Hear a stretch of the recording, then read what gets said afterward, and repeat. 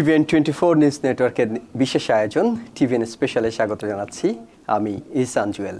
আমরা আজকে যে বিষয়টি নিয়ে কথা বলবো এটি বাংলাদেশি কমিউনিটির জন্য অত্যন্ত গুরুত্বপূর্ণ, কারণ বাংলাদেশি কমিউনিটির প্রবীণরা তারা হোম কেয়ারের একটি বিশেষ সেবা পেয়ে থাকেন, কিন্তু এই সেক্টরটি পুরো সেক্টরটি এখন এক ধরনের নতুন চ্যালেঞ্জের মুখে পড়তে যাচ্ছে। আতঙ্কিত হওয়ার কিছু নেই। এই চ্যালেঞ্জটা শুরু হয়েছে যখন হোম কেয়ার এজেন্সিগুলোকে পিপিএল নামক একটি প্রতিষ্ঠানের মাধ্যমে একীভূত করে নতুন করে সেবা দেওয়ার পরিকল্পনা করেছে নিউ ইয়র্ক স্টেট, এবং এটি এর মধ্যেই কার্যকর হতে যাচ্ছে। সেই সব বিষয় নিয়ে, অর্থাৎ যারা হোম কেয়ার পাচ্ছেন তারা, বিশেষ করে যারা সিডিপ্যাপের হোম কেয়ার পান তারা কি করবেন এ নিয়ে অনেকে দুশ্চিন্তাগ্রস্ত আছেন। অনেকে ভাবছেন তারা কি সিডিপ্যাপ থেকে লেক্সাতে কনভার্ট করবেন নাকি সিডিপ্যাপে থাকবেন, পিপিএলের সাথেই কাজ করবেন। কারণ অনেকেই পরিচিত হোম কেয়ার এজেন্সিগুলো, বিশেষ করে যেগুলো বাংলাদেশি কমিউনিটির মানুষরা পরিচালনা করত। নিউ ইয়র্ক স্টেটে এমন 25টির মতো হোম কেয়ার এজেন্সি ছিল যেখানে প্রায় 30,000 বাংলাদেশি কমিউনিটির প্রবীণরা সেবা পেতেন। তারা কি করবেন? তাদের নানা প্রশ্নের কারণে আজকের বিশেষ আয়োজনটি আমাদের করতে হয়েছে, এবং আমরা আজকের বিষয় ঠিক করছি হোম কেয়ারের সংকট কাটিয়ে উঠবেন কিভাবে। এই বিষয় নিয়ে কথা বলতে আমরা স্টুডিওতে আমন্ত্রণ জানিয়েছি all County Home care day care and training স্কুলের প্রেসিডেন্ট ও সিও মোহাম্মদ কাদের সিআইপিকে। কাদের ভাই, আপনাকে স্বাগত জানাচ্ছি।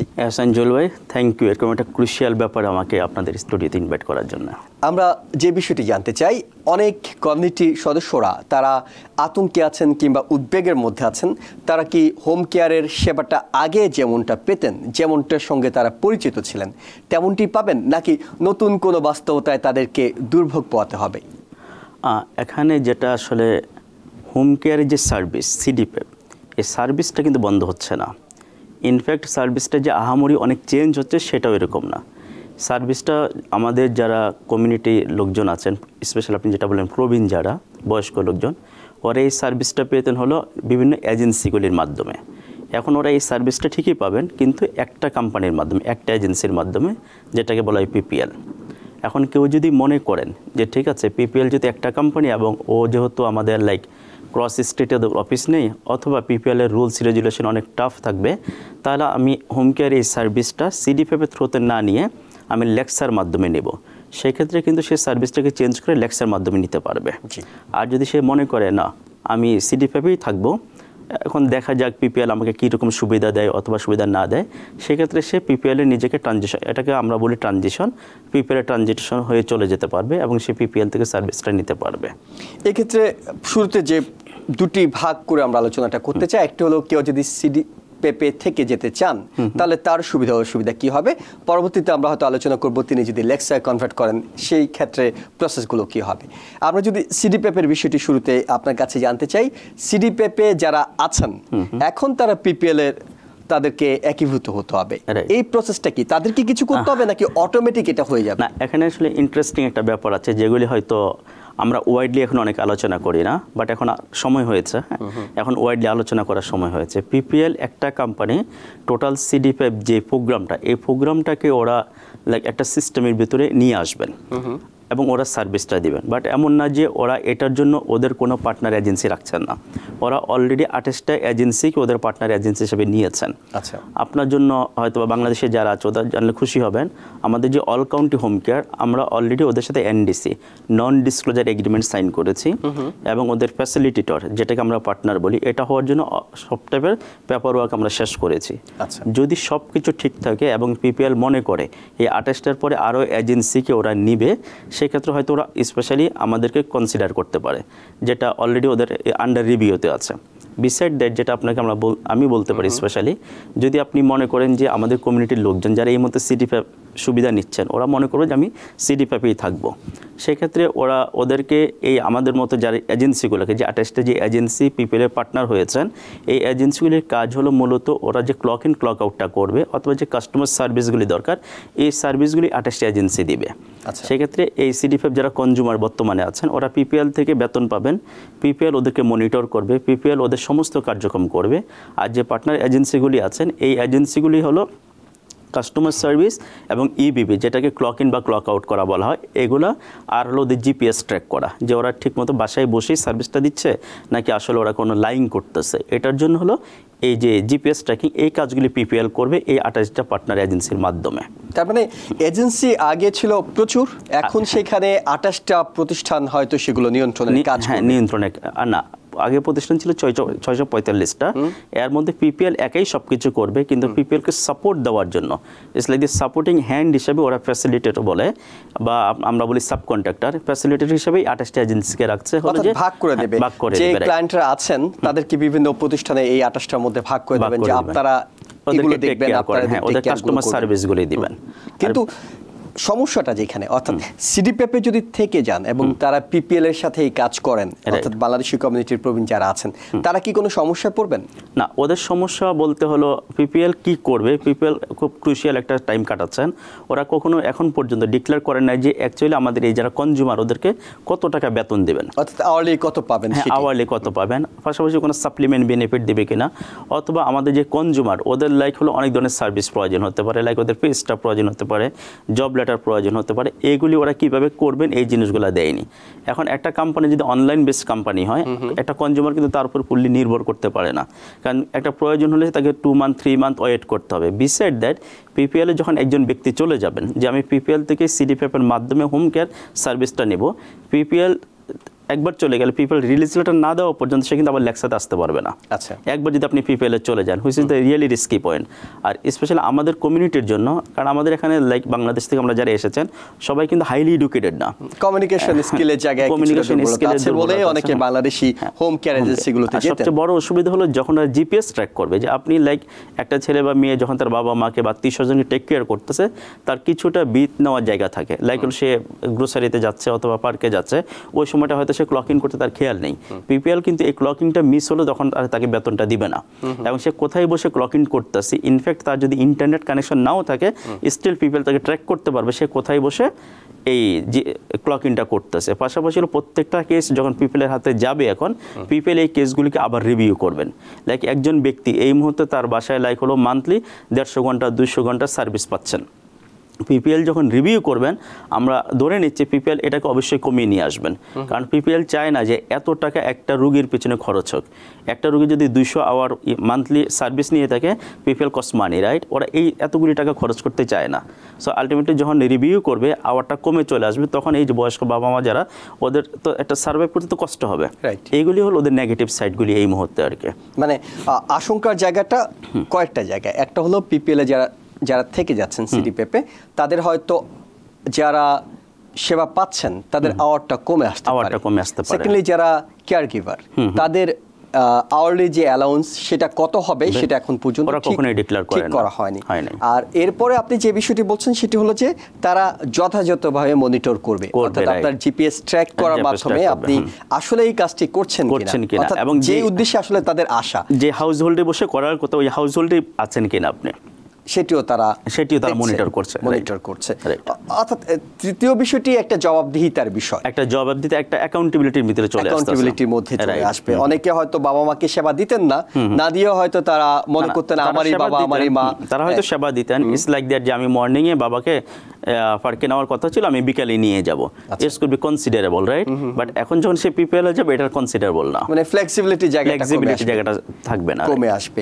এছাড়া আর কোন যারা আছেন তারা কি, ধরেন কেউ একজন হয়তো অল কাউন্টি আপনাদের হোম কেয়ারে তিনি আছেন, তিনি ঠিক করলেন তিনি সিডিপিএফেই যাবেন, কিন্তু অল কাউন্টি হোম কেয়ার, আমি উদাহরণ হিসেবে বলছি, তারা হয়তো পিপিএল এর সঙ্গে একত্রিত হতে পারেনি, সেক্ষেত্রে তাদের মেম্বারশিপগুলো কি অটো চলে যাচ্ছে পিপিএল এর কাছে, নাকি নতুন করে পিপিএল আবেদন করার বিষয় আছে, অন্য কোনো বিষয় আছে? দুটো এতেই যেতে পারে।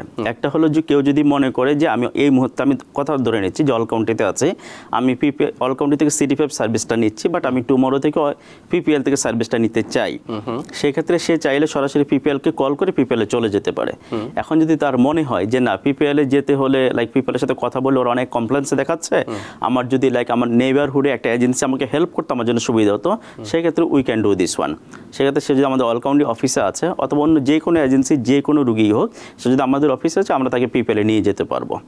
আর আপনার ইনফরমেশনের জন্য আমি বলে রাখি, আমাদের অল কাউন্টি এই মুহূর্তে রিভিউতে আছে যে পিপিএল এ পার্টনার হবে কিনা, বাট আমাদের আরেকটা এজেন্সি আছে যেটা আমার কোয়ালিটি টাচ, ওটার বাংলা হিন্দি, উর্দু এবং স্প্যানিশ এই 4টা ল্যাঙ্গুয়েজের জন্য আমরা হলাম outreach community partner. So PPL এর এই 4 ল্যাঙ্গুয়েজ বাংলা, উর্দু, হিন্দি এবং স্প্যানিশ এই 4 ল্যাঙ্গুয়েজে যে কোনো ব্যক্তি যদি মনে করে হোয়াট এভার সে রিগার্ডলেস যে কোনো এজেন্সিতে থাকুক, সে যদি মনে করে যে আমি পিপিএল থেকে সার্ভিস নিব, সো সে আমাদের অফিসে যে কোনো সময় চলে আসতে পারে এবং আমরা তাকে পিপিএল এ যাওয়ার জন্য যা যা করা দরকার আমাদের পার্টনার যে এজেন্সি কোয়ালিটি টাচ, যেটা আপনি পিপিএল এর যে 28টা এজেন্সি আছে এটা পিপিএল এর ওয়েবসাইটে গেলে নামগুলি দেখতে পারবেন।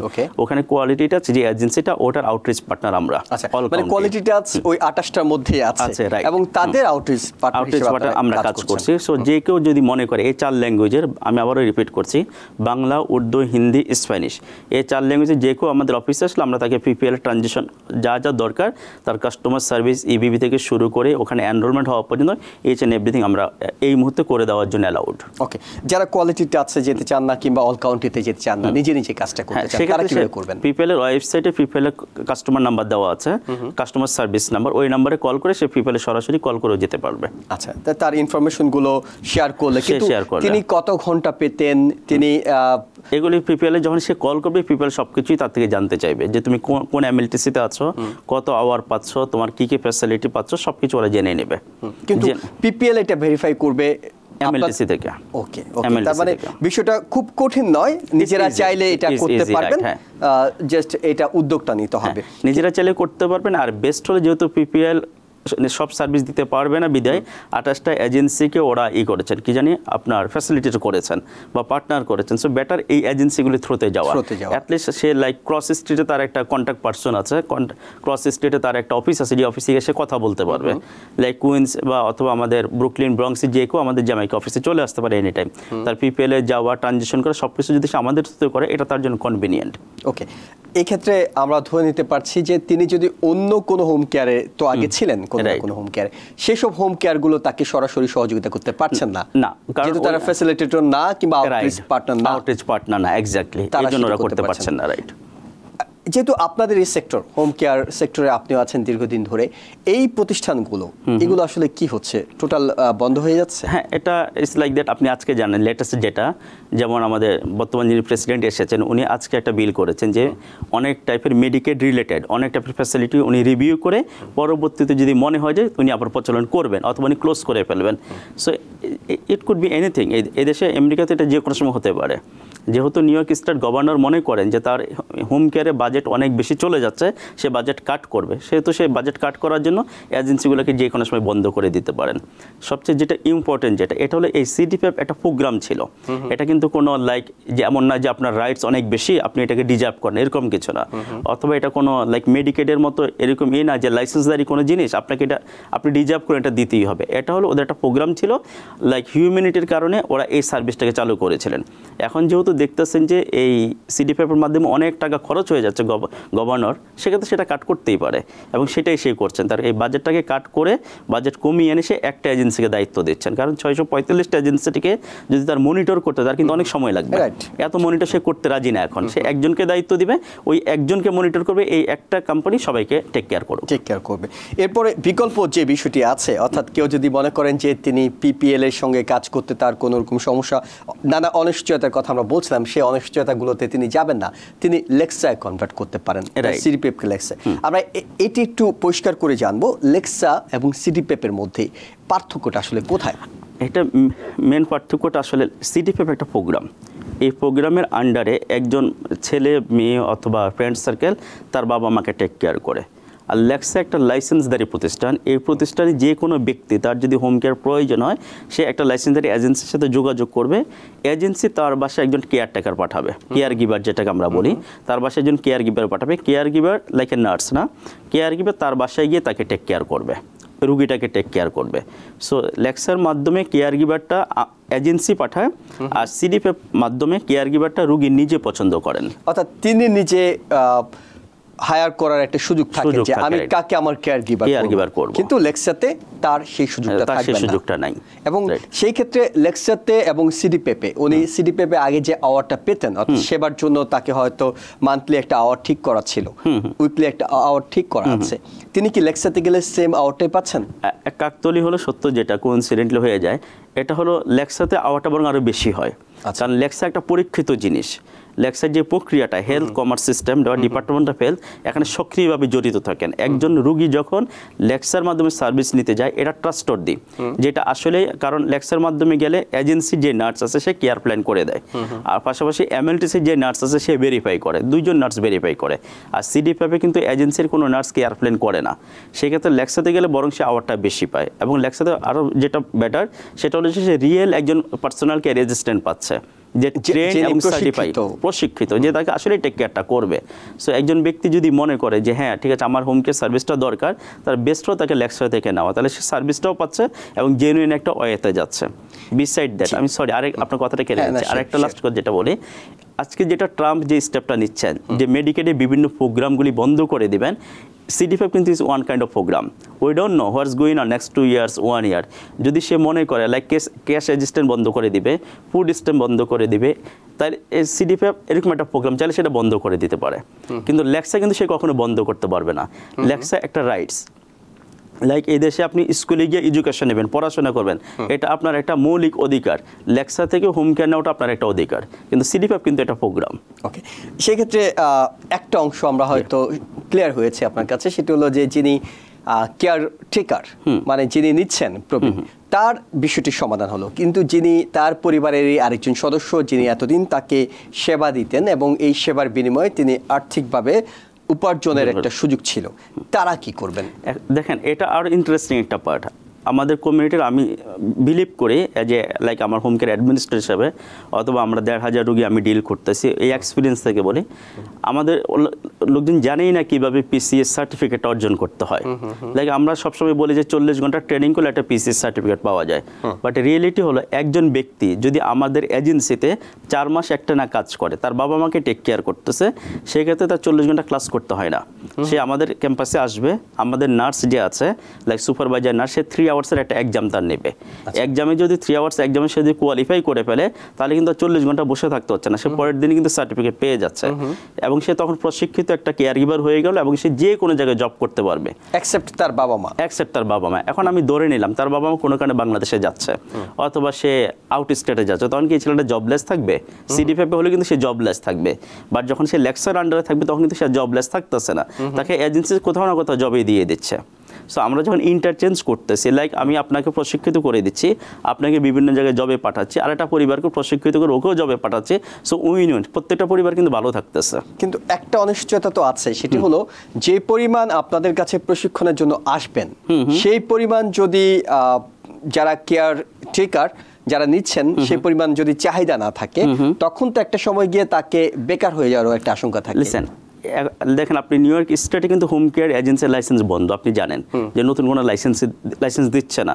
আপ স্টেটে কিছু কিছু কাউন্টে দিয়ে দিচ্ছে, কিন্তু নিউ ইয়র্ক সিটিতে দিচ্ছে না। কেন? কারণ এটার প্রয়োজন নাই, কিন্তু স্কুলে পারমিশন কিন্তু স্টিল দিচ্ছে। কেন? কারণ আমরা স্টিল পিসি এবং এইচএইচ ক্রাইসিসে আছি। আচ্ছা, যে পার্সোনাল চাহিদাটা এখন অনেক বেশি পার্সোনাল কেয়ার অ্যাসিস্ট্যান্ট এবং হেলথ হোম এইড এগুলো আমাদের প্রয়োজন। আপনি যখন প্রত্যেকদিন সকালে আমাদের অফিসে আমরা যাই, ইমেলটা চেক করি, এমএলটিসিগুলো থেকে হিউজ লিস্ট আমাদের কাছে আসে যে এই পরিমাণ লোকের এইচএইচএ অথবা পিসিএ লাগবে, তোমরা কি স্টাফিং করতে পারবা কিনা, তোমরা কি নার্স পাঠাতে পারবে কিনা। দুর্ভাগ্য যে আমাদের হাতে সেই সাফিসিয়েন্ট নার্স নাই। এই যে রাইট, সেক্ষেত্রে ইনকামের বিষয়টা, তো সিডিপিএফে আগে যে অর্থ পেতেন, লেক্সায় যারা সেবা দেবেন তারা কি অর্থ কম পান না বেশি পান? লেক্সায় অবশ্যই বেশি পান।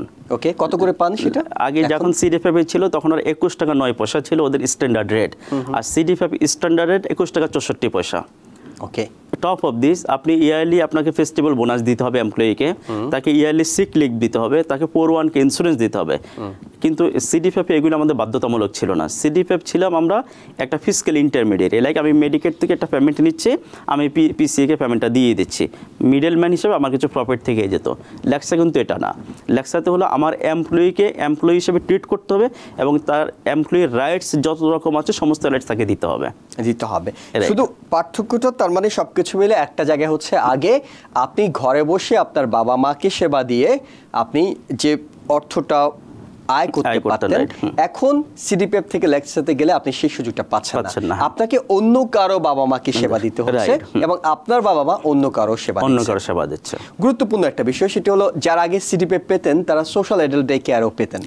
এখন যদি সিডিপিএফ থেকে লেকচায় যান কিংবা পিপিএল এ চলে যায়, তখন কি এই সোশ্যাল অ্যাডাল্ট ডে কেয়ারটা থাকবে কিনা? ইটস টোটালি ডিফারেন্ট জিনিস। লাইক হলো একজন ব্যক্তি যখন সিডিপিএফ এ থাকুক অথবা লেকচাতে যাক, এটা হলো তার হোম কেয়ার সার্ভিস। সে যদি উইকলি 12 টাইমস মান্থলি 12 টাইমস অথবা 8 টাইমস অথবা 4 টাইমস যদি ডে কেয়ারের জন্য পারমিশন হয়ে থাকে যে সে ডে কেয়ারে যাবে, তার এটা অ্যাজ ইট ইজ থাকবে। সে কোথায় পিপিএলে গেল অথবা লেকচাতে চলে গেল, এটার সাথে এখন কোনো সম্পর্ক নাই।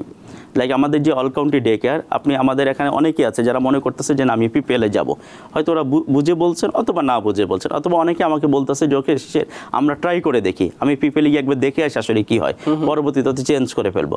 বাট ওরা কিন্তু ডে কেয়ারের ব্যাপারে কোনো কোশ্চেন করতেছেন না, ওরা বলতেছে your day care is good, আমরা ডে কেয়ারে যেতে রাজি আছি, day care as it is থাকুক। ওকে, এরকম। অনেক ধন্যবাদ। একেবারে শেষ মুহূর্তে আছি, একটা বিষয় নিয়ে খুব বেশি কনফিউশন তৈরি হয়েছে, সেটি হলো যে আগে আপনি সিডিপিএফে থাকতে যে ইনকাম করতেন সেটা ট্যাক্স দিতে হবে না, এখন ট্যাক্স অ্যাকাউন্টেন্টরা বলছেন আপনি যদি লেকচায় যান সেই ইনকামের উপরে আপনাকে ট্যাক্স দিতে হবে। এটা নিয়ে অনেকে কনফিউজড আছেন। না, এটা আসলে আমাদের যারা সিপিএ ওরা খুব ভালো বলতে পারবেন, বাট আমাদের অভিজ্ঞতা থেকে যেটা আমরা দেখি, একজন ব্যক্তি যদি দুই রকম ইনকাম থাকে, লাইক সে হোম কেয়ার থেকে ইনকাম করতো, পাশাপাশি তার আরেকটা জব ছিল, এই দুইটা জবের ভিতরে যেটা সে হোম কেয়ারের জব, এটাকে সে ট্যাক্সে দেখাতে পারতো যে মানে নো ইনকাম হিসাবে এটাকে ডিক্লেয়ার করা যেত। That's fine. এখনও সে যারা এই বছর যারা সিডিপিএফ ছিল ওরা পারবেন, বাট যারা পিসিএ হবেন ওরা কিন্তু লাইক হলো একটা টিডি ব্যাংকের এমপ্লয়ির মতো। আপনি যখন একটা বাড়ি কিনতে যাবেন অথবা যে কোনো কিছু করতে যান, লাইফে আপনার ক্রেডিট স্কোর বাড়াবেন, সব কিছু আপনি একজন রিয়েল ম্যান হবেন, তখন আপনার ট্যাক্স ডিক্লারেশনটা দেওয়াই উচিত। আপনি যখন ইনকামটা শো করবেন, এটা is make you man, right? যখন আপনি ইনকামটা হাইড করবেন, তার মানে তো আপনার অনেক কিছু ঘাটতি থাকতে পারে। পাশাপাশি হলো যে যখন সে আপনি পিসি হিসাবে জব করবেন, ওই ট্যাক্সটা হয়তো আপনি ওইভাবে দেখাতে পারবেন না, বাট স্টিল আপনি যখন একজনের বাসায় যাবেন, আসবেন, জব করবেন, আপনার ট্রান্সপোর্ট অথবা আপনার অন্যান্য খরচ বাবদ কিন্তু আপনি খরচ দেখাচ্ছেন, ওই খরচটা কিন্তু আপনার রিফান্ড আসতে আসে। কারণ আপনার সিডিপিএফের যে W2 পাচ্ছে, পিসিও কিন্তু W2 পাচ্ছে, দুইটাই কিন্তু আফটার ট্যাক্স। সো যখন আপনি বছর শেষে ট্যাক্স ফাইল করবেন, দুইটাই কিন্তু আপনাকে রিটার্ন এনে দিচ্ছে। সো আমার কাছে মনে হয় যে এটা খুব মেজর ডিফারেন্স নাই। তারপর যে যার প্রত্যেকটা ব্যক্তি তার নিজস্ব একটা চিন্তা চেতনা থাকে, সে নিজেকে কীভাবে বিল্ড আপ করবে, নিজস্ব চিন্তা থাকে, সে সিপির সাথে কথা বললে তার জন্য ভালো হয়। এর মধ্যে ট্যাক্স সিজন শুরু হয়ে গেছে, রাইট? সো একজন যারা এই ট্যাক্স ফাইল করবেন, নিঃসন্দেহে একজন পেশাদার অভিজ্ঞ সিপি আপনাকে এই বিষয়ে সঠিক পরামর্শটা দিতে পারবে। এবং আপনি আপনার জায়গা থেকে মোহাম্মদ কাদের, আপনি যেসব পরামর্শগুলো দিয়েছেন, অর্থাৎ কমিউনিটি মেম্বাররা তারা আসলে সিডিপিএফ থাকতে চাইলে কিংবা লেকচারে যেতে চাইলে কিভাবে যাবে এবং কি কি সুযোগ সুবিধা, সেগুলো নিঃসন্দেহে আপনি পরিষ্কার করেছেন। অনেক ধন্যবাদ আপনাকে সময় দেওয়ার জন্য। থ্যাংক ইউ এসএনজুয়েল সাহেব, থ্যাংক ইউ সো মাচ। দর্শক যারা দেখছিলেন সবাইকে ধন্যবাদ জানিয়ে শেষ করছি আজকের মতো। ভালো থাকবেন। TBN 24 টেলিভিশন দেখতে আজই কল করুন 7187776556। লগ ইন করুন www.totalcablebd.com।